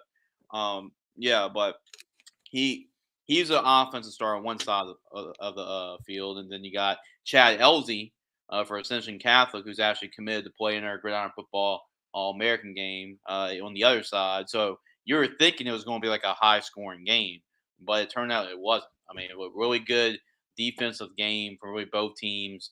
And it was an entertaining game. Like, even though it was low scoring and defenses did a great job, those star players had flash plays.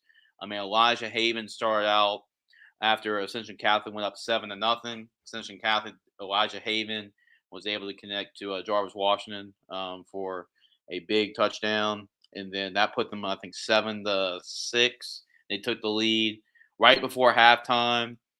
Dunham was actually playing prevent defense. They had both guys in the back of the end zone. They actually put Elijah Haven in the game at safety, pretty much playing prevent. Everybody was back in the end zone. They dumped it off to Chad Elzy. Chad Elzy was running over tacklers. He even ran over his own guy. He pushed him out the way and then scored a touchdown with them playing prevent on the last play before halftime. So that was incredible. Incredible play by Elzy. That put them up 12. The Ascension Catholic up 12-7 going to halftime. Second half happened, and then Dunham was able to take the lead on the opening drive. Colin Puku, which is a guy you talked about a lot in their win against St. Charles Catholic, it was his drive. I mean, they leaned on him a whole lot, and he was able to get in the end zone to put them up 13-12. The rest of the third quarter was shaky. Special teams. Dunham had, I think, a bad punt. They had a punt blocked, and then Ascension Catholic had a chance to take the lead. They missed a field goal, and so we go into the fourth quarter, and then Chad Elzy was able to cash in with a second touchdown, make it 18-13. Elijah was a little off. There were some throws he missed that he knows he could have had back. There were some open, and Coach Weiner, I had a conversation with him after the game. He said we missed maybe 5 or 6 touchdowns that night that were open. And but when they needed a play, it was third down. I mean, we talked to Elijah after the game. Elijah said they had a light box, so they ran to the other side, and he was able to get going on the ground. Made one guy miss, shoved over from another tackler, and ran down the sideline 65 yards. It put them up 21-18. They got the 2-point conversion as well to put them up 21-18. Camille LaBeouf, who started off the game really strong, had a chance with about a minute and a half left in the remaining in the game, and he threw an interception. Jerome Harris and then Dunham was able to run the rest of the clock out. So I think that's 3 straight wins for Dunham over Ascension Catholic. They all been close. It's been great games, and Dunham was able once again. Talked to Coach Warner after the game. That's back. We talk about so much about Elijah Haven, right? And deservedly so. He's a great quarterback.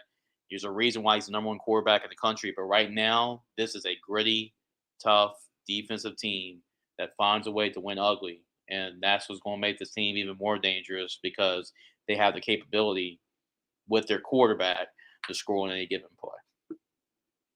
Oh, yeah, no, definitely. I mean, of course, that was probably the game of the week in Baton Rouge outside of Catholic and West Monroe. But between two Baton Rouge teams, I think that was the biggest game of the weekend. And, of course, I'm just seeing it covered in the highlights from the game tonight on WGNL. I mean, they look good. They look really good. I mean, who's this number? It was number 4. That's his name, Juwan, right? Juwan Brock. And it was Juwan Brock. Yeah, he's had some. He just had 2 really nice catches on the TV screen. So I'm really excited. They got some dudes. Yeah, they do. Yeah, they really do. Like, and I think Coach Salter's loving this because nobody's really talking about Covington. Like, hey, we're just gonna win games, and nobody's gonna really talk about us. Continue to let us go under the radar, and I mean, watch out for the Lions. Now Coach Salter's like, dang it, Grant and Jace, y'all y'all talking about us now. Yeah, we were winning, and now you'll have to talk about us. So and that's the thing too. Is if you start the season 5-0, people. I mean, you're the one who started off the season 4-0. We're going to talk about you eventually. Right. I mean, we're just kind of started off late, but when you start winning, people start turning their heads. You see that. Franklin Parish was a perfect example. That was the perfect example. Yeah, Franklin Parish, Holy Cross last year. People were talking about Rummel before the season and stuff, but people are going to start talking a lot more now. JFK, great example. Yeah. Vanderbilt, it's going to start happening with Vanderbilt Catholic, and they beat Luxor this week, next weekend. I mean, so if you start winning, people are going to talk about you regardless. So he's expected. He probably doesn't want people to start talking about him his team just yet, but it's going to happen, right? So it's kind of a whatever thing, but yeah, let me break down my game, Jason. I mean, of course, I know this. We're an hour and a half into the show. We're finally talking about John Curtis Rummel. Well, we kind of already alluded to it anyway. Yeah. But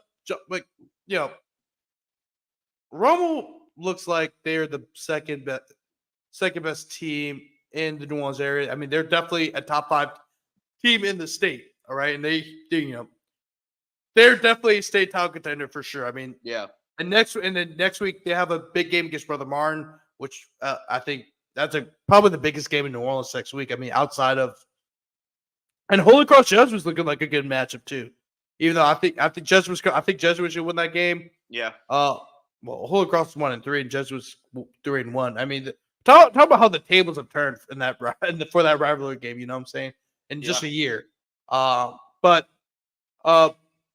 just there's a lot of big Vermilion Catholic at Riverside. But anyway, going back to Curtis and Rummel before I get off track. But Curtis, I think the biggest issue with Curtis right now is they just keep shooting themselves in the foot, right? This Curtis team, you can tell they have the potential, but I mean, they had 7 turnovers in their loss against Robin Gap from they're one of the better teams in the state of Georgia, but they had 7 turnovers. Mm-hmm. I think I talked to you about this before the show when I was driving back to my house. They've had 7 turnovers.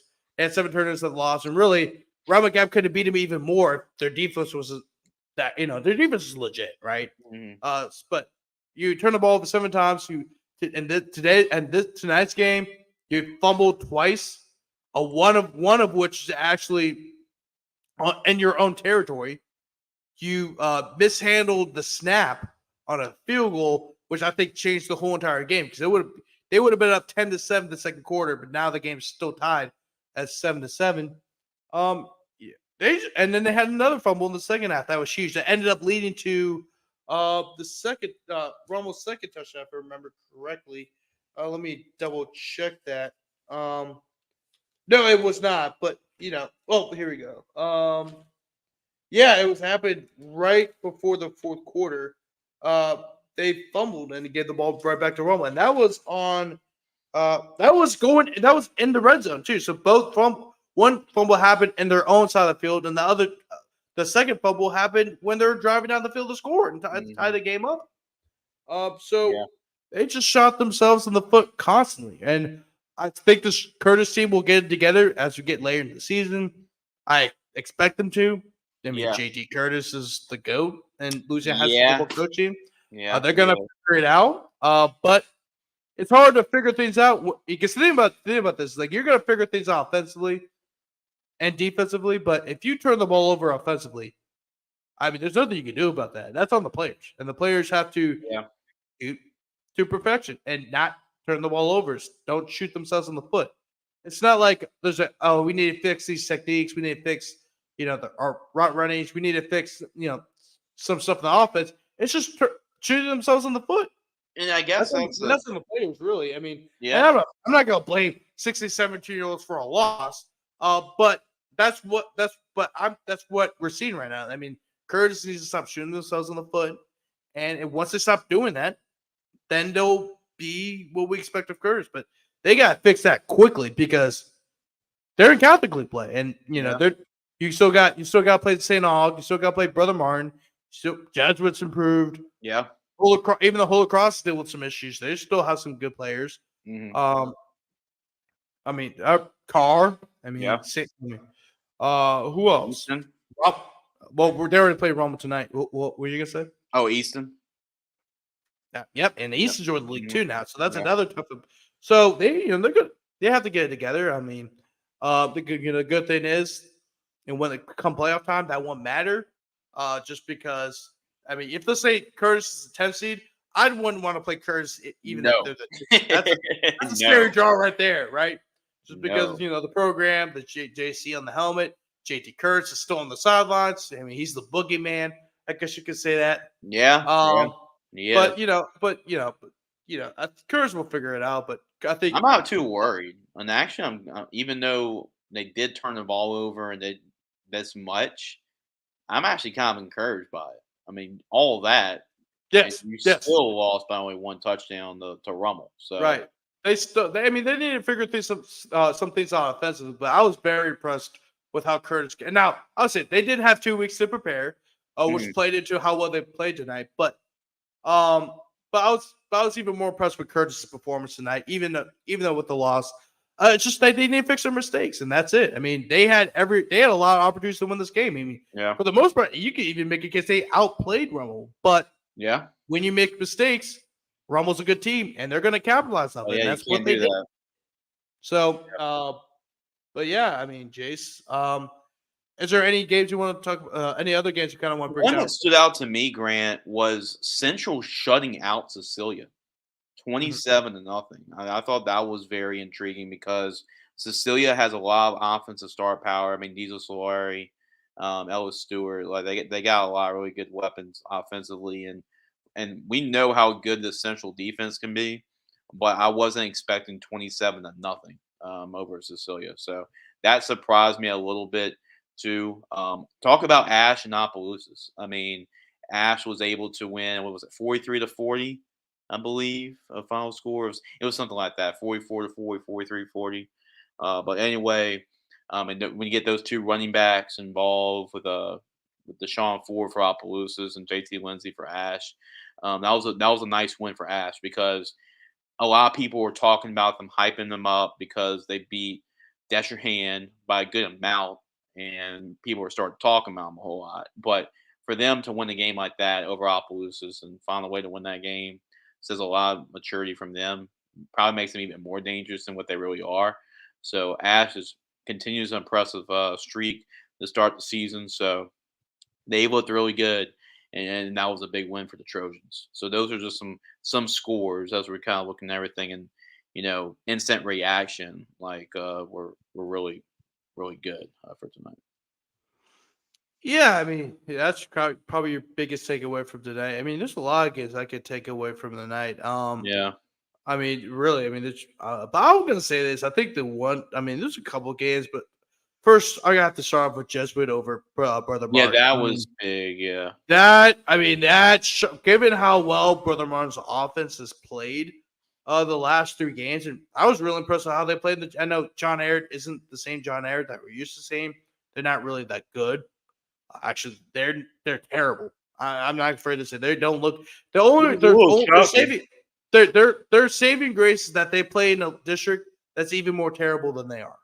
Mhm. And Yeah, I think some changes will happen at John Air at the end of the year, and that'll be very interesting to see if they do decide to make changes. It'll be very interesting to see who they who they hire. But I'll say this though: if they do decide to make change, I would not be surprised if the number one option is Linares LPH. that would be interesting. Would not be shocked. Just because JFK was in a very similar situation when he took over, and John Ayers going to have. They're always going to have players. I mean, it's just right now the coaching isn't. They're not. The coaching isn't that great at John Ayers. Right now, I mean, you could tell. I just could tell that from watching them play. I mean, there's no reason why John Ayers should be getting run out of their own stadium by Brother Martin. Now, Brother Martin's a great team, of course, but John Ayers does not look good. But anyway, going back to speaking of Brother Martin's, going back to Brother Martin Jesuit, I knew Jesuit was going to be better than Mhm. after reading about them and talking to Coach Minali and just knowing who they were bringing back and who they had coming up.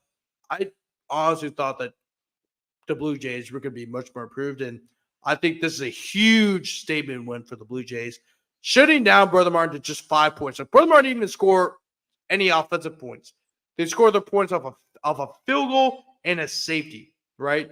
So I mean, just to shut them down to only score 5 points is probably the biggest takeaway I've had this week. I mean, obviously I went to Curtis and Rummel win against Curtis was a pretty big win itself, but it wasn't the Yeah, same win that that Jesuit had over Brother Martin. And next week will be very interesting for Brother Martin. I mean, they will have to play against a Rummel team that's undefeated, and they can beat Rummel. I'm not gonna lie, they can beat Rummel, but they got to fix some things offensively because Jesuit exposes a lot, and Rummel has it's a has one of the better defensive coaching staffs in Mhm.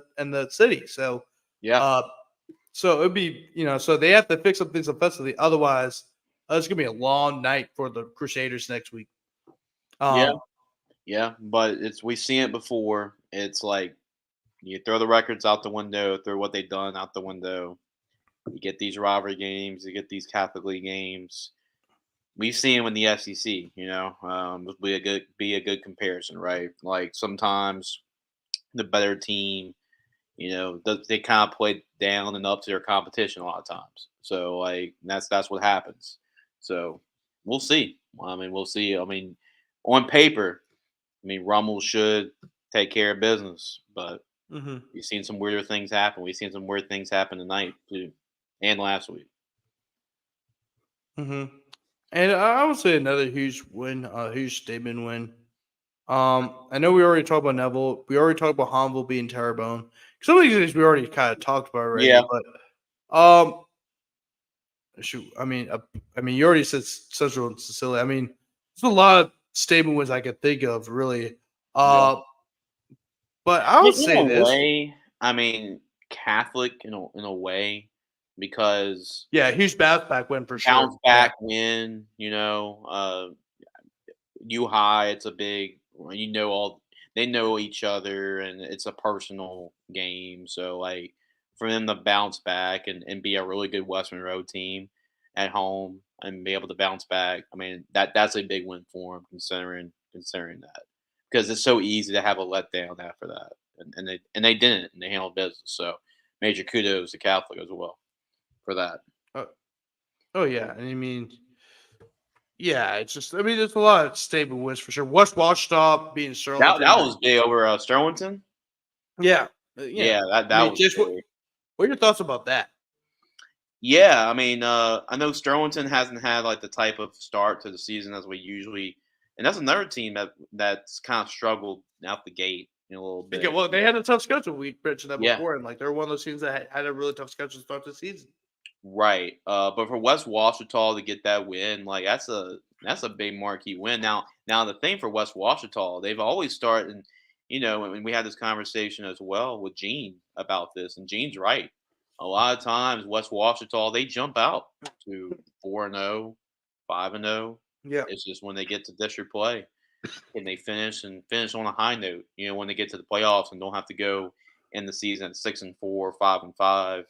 So that's going to be the biggest thing for them. yeah. How they I continue. actually watching the highlights from Judgment Brother Martin on Friday night. Fuck. And the energy drink got me for a second. Oh my god, I'm sorry, guys. But anyway, yeah, Jesuit. You know, I'm just seeing the highlights right now. Oh my, yeah. I mean, they completely. I'm watching how they completely shut them down defensively. I mean, it's Aaron Ford. By the way, it's Aaron Forsyth's dude for Jesuit. Yeah, I mean, he's a sophomore. I believe he's a sophomore. I mean, yeah, the yeah, Jesuits like defense they're line. nice I'll couple say of years. Jesuits. Yeah, Jesuits defense line is really good. I'll say that right now. Yeah, I mean, going back to Jesuits, their defense line is really good.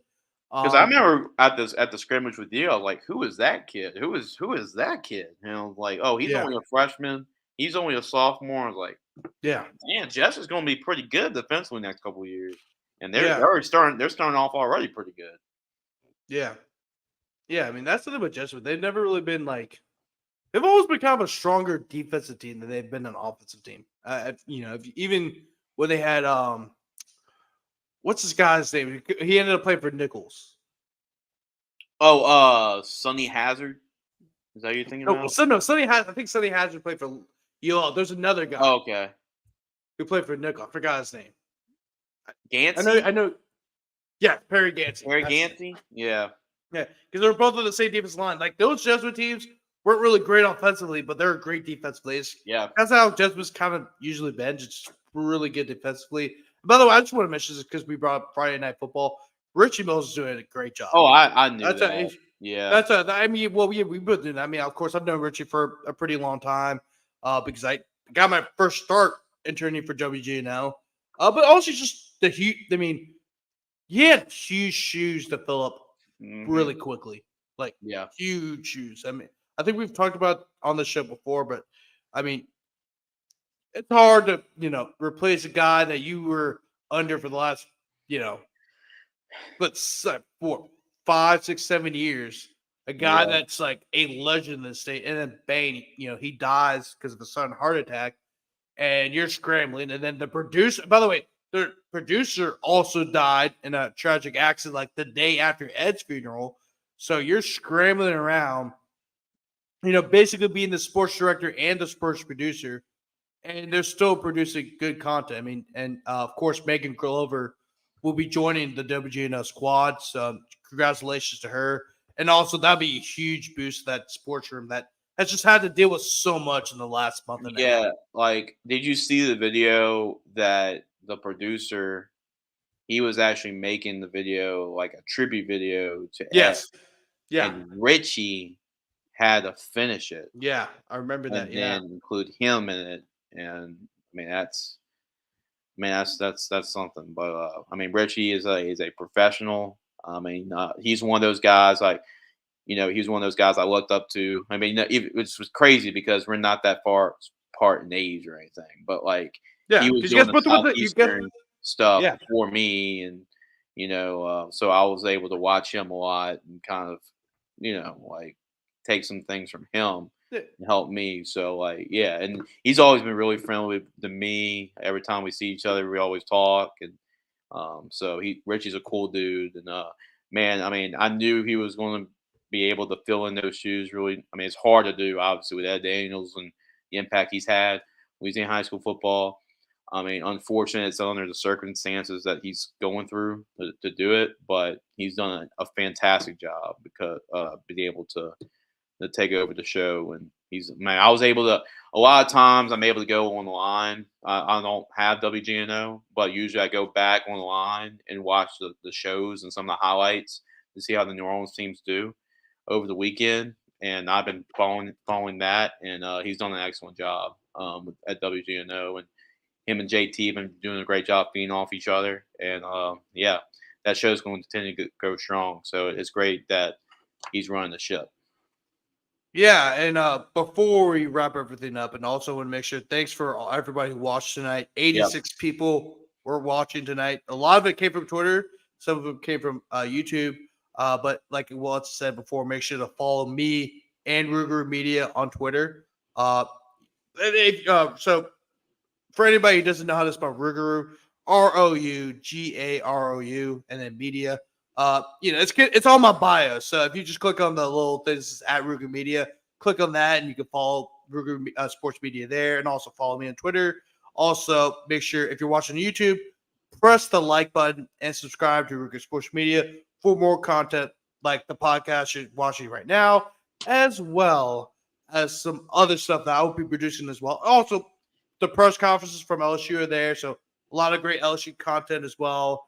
And I'm gonna also be having my other podcast. Actually, granted, we're gonna do that one tomorrow morning. We're to discuss LSU's.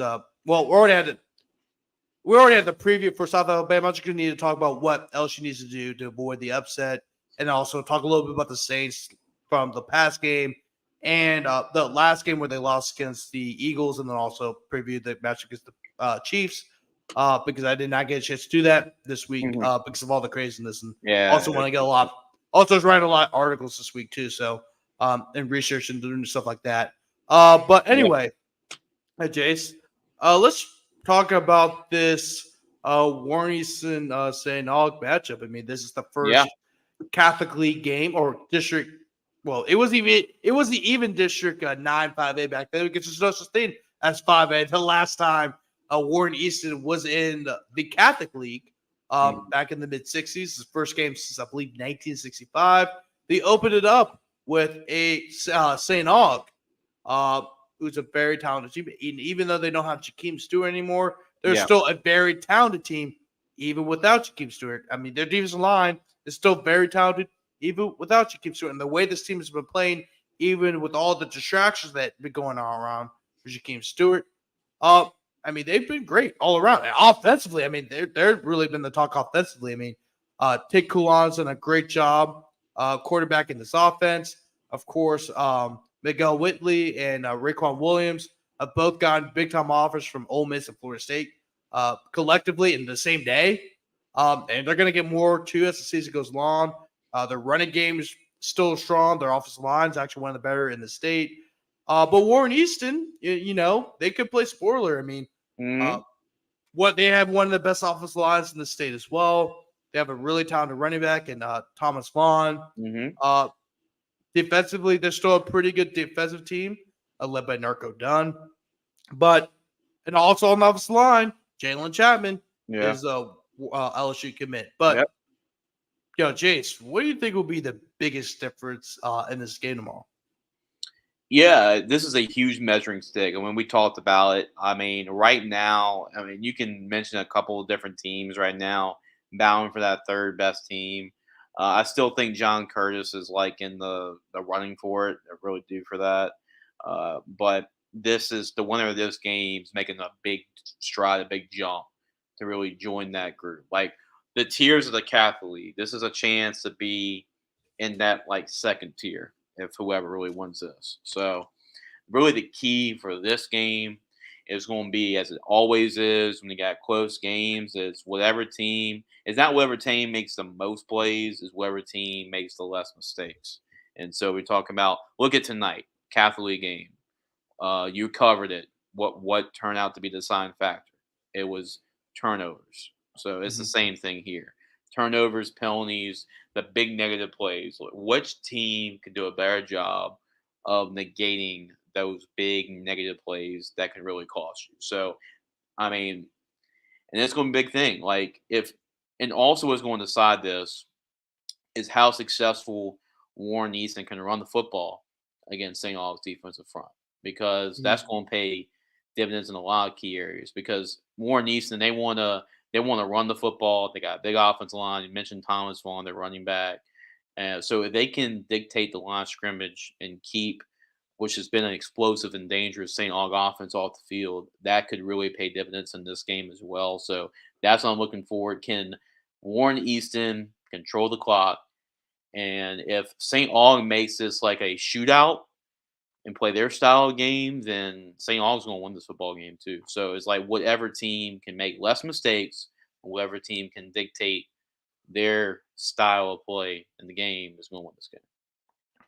Yeah, I mean, yeah, and just one last thing before we go. I mean, I got to agree with you there. I think St. Aug probably will win this game. Although, I mean, I think we did talk about this in the previous show as Yeah. well. But the thing about Warren Easton right now is that can they protect Carl Reed Hmm. right now? Because I mean, the JFK, that was a huge difference of the JFK game, was that Yeah. Carl Reed got knocked out. I believe it was in the third quarter, Hmm. and like that was when Warren Easton started to make a little bit of a comeback. But once he got knocked out of the game, JFK helped. He was able to control the game because they were Warren Easton was lacking a quarterback. They don't really have a guy after Carl Reed. So if they can protect him and keep him upright, and also make sure he does get hurt and has to leave the game, Yeah. I think Warren Easton has a chance to win this game.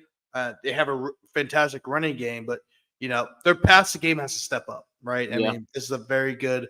I mean, St. Aug's going to put some points on the board. They're going to put some yards, given how well uh, they can pass and run the ball effectively, which is something that if you want to compete for state championships, that's what you have to do. You have to have strong offensive line play and also be a very well balanced team, and also so yeah, that's gonna be a huge. But I think that's gonna be a huge factor in that game. But I think St. Aug's Yeah. gonna win, Yeah. maybe even by two touchdowns. Really, It it's just kind of depends it's how just. it goes. Yeah. But yeah, but if Warren Easton can move the ball down the field effectively and score some points, they have a chance to win this game. But Hmm. St. Aug, the way St. Aug's been playing, I mean, it's just they have to Yeah. really shut them down on offense, and I just don't think they have. They're not there yet because I think they're a team that's going to get better as the season goes along. I don't think Hmm. that, they're going to start the season too hot. But anyway, but Jason, is there any games you're going to go to next week? I know we're going to start talking about that now. It's kind of early. I know it's only Yeah. Friday night, but you have some games that you have an idea that you're going to go to next week. I may end up going because I talked to Brennan's dad a little bit earlier today. So I think I'm gonna be going to St. Paul's U High next Friday Mm. to see them play and see U High play one more time. But it's not final. I'm still looking through my schedule and everything and seeing Thursday. Now next week I do know this, like since the Ascension Catholic Episcopal game is going to be played on the road at Ascension Catholic, and Troy LaBeouf does an excellent job. I mean, I love Troy.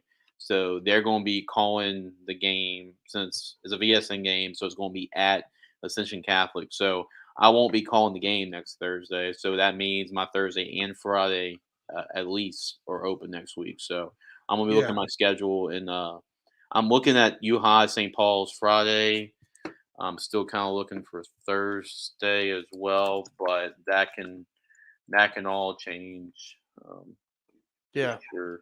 And then also, you got to think about this too. I mean, you got Five Blue Covington. I know, both those programs pretty well. So Yeah, I'm really, I have to do over under. If I can make a prediction, I believe you're coming to New Orleans area sometime next weekend. But I mean, you get Saturday. So you got to think about yeah, Saturday. You have Carr and St. Aug at Ty yeah. Carmely, and Which that will be that's gonna be a big. I'm making a prediction. I think you're gonna make your way up to Tag Gormley Stadium. I think yeah, you will, Jace. yeah. I mean, hey Saturday, man, like, I'm gonna have to look at it more for sure, but hey, LSU's that's not playing definitely on next my week. radar to go. But it's just all kinds of it really depends, Grant, on how busy it is going to be for us for Gridiron next week, most likely. Just because this is the week where our first round of bowl game invites are coming in. So a lot of people are coming in with commitments and stuff like that. So October 1st is our deadline for that. So it's all going to depend on how busy this week's going to be next week, and especially how I'm feeling after going to covering a game Thursday and Friday, and then earlier in the week doing the JV game. So this is going to be one of those things how I'm feeling for Saturday. Make the drive. Do it. 3 days in a row. Have a 3 If day. it's anything, like if I'm going anywhere Saturday, it will be to New Orleans to see that game for sure. And I am Yes. going with Saturday. Yeah. Very, very interesting. Probably a pretty deep weekend in week 5. I mean, week 5, you got Kenwood at A-Meet on Thursday, St. Paul's at U High on Friday. So Kenwood at A-Meet's on Thursday, John Aaron at Kennedy's on a Thursday, and then you also have Covington and Fontainebleau on a Thursday. But then also you have St. Paul's on Friday. You have St. Paul's U High, Vanderbilt Catholic, Lutcher, Rummel, Brother Martin, Vermilion Catholic, Riverside, Holy Cross and Jesuit, and of course Carr at St. Augustine on Saturday. There's probably more games on Friday that I haven't listed. Those are the lists I have right in front of me that I made before the season. At least in the New Orleans area, because there's some games probably across the whole cross state that I think Southside and Bar play on Thursday. I think I have that on my radar. But my Thursday game based off that is probably either between Southside and Barb or Kentwood and A-Meet. So see Kentwood and A-Meet for sure. That might end up being where I go on Thursday. But I'm still going to kind of look at the whole spectrum of the schedule. So I'm thinking that Thursday. It's not final, but I'm thinking that Thursday. U High and St. Paul's Friday.